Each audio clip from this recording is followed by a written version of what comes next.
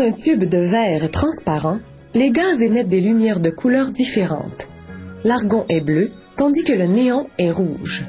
Lorsqu'on fabrique des enseignes au néon, on utilise ces deux couleurs de base pour produire plus de 80 teintes à l'aide de tubes de verre enduits de poudre phosphorescente.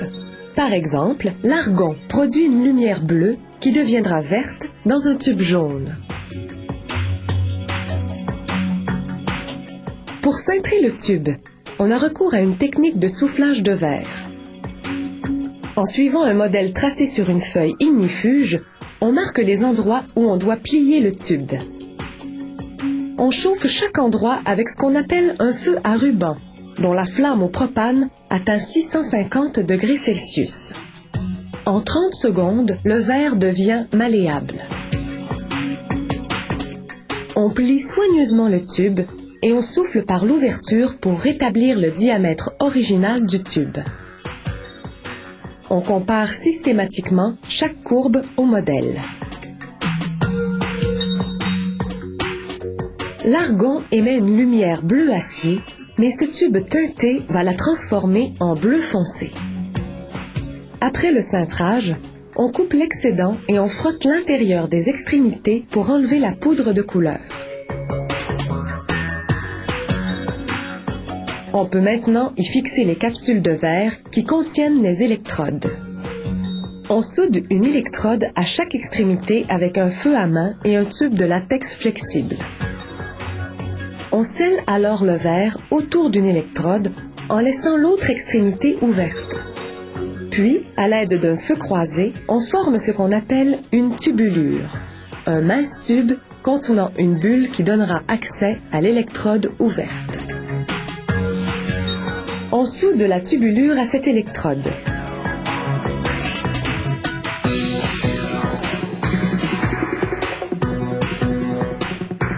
Il faut ajouter un peu de mercure à l'argon pour rehausser la couleur qu'il émet, mais pas au néon.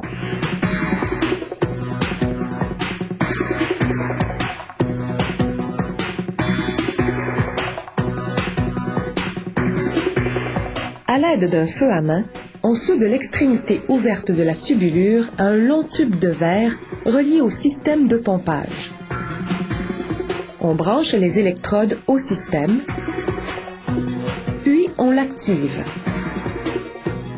La pompe aspire l'air et injecte le gaz. Le courant électrique stimule alors les atomes dans le gaz, ce qui les illumine. On retire la tubulure et on scelle l'électrode ouverte à l'aide du feu croisé en s'assurant que la goutte de mercure a bien fait son chemin à l'intérieur.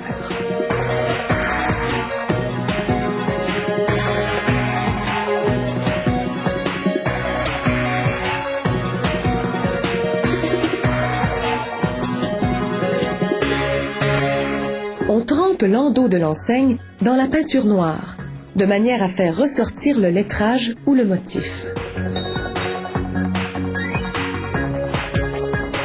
Ensuite, on branche l'enseigne sur le courant haute tension pendant 30 minutes. Cela permet à la peinture de sécher, mais surtout au mercure liquide de se transformer en vapeur qui se répand dans toute l'enseigne. Avec des pinces transparentes, on monte l'enseigne sur une base de plexiglas noir pour la mettre encore plus en évidence.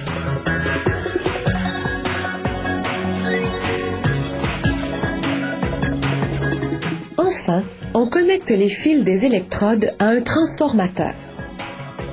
Ce dernier convertit les 110 volts des prises électriques en haute tension qui produit les 3000 à 15 000 volts nécessaires pour allumer une enseigne au néon.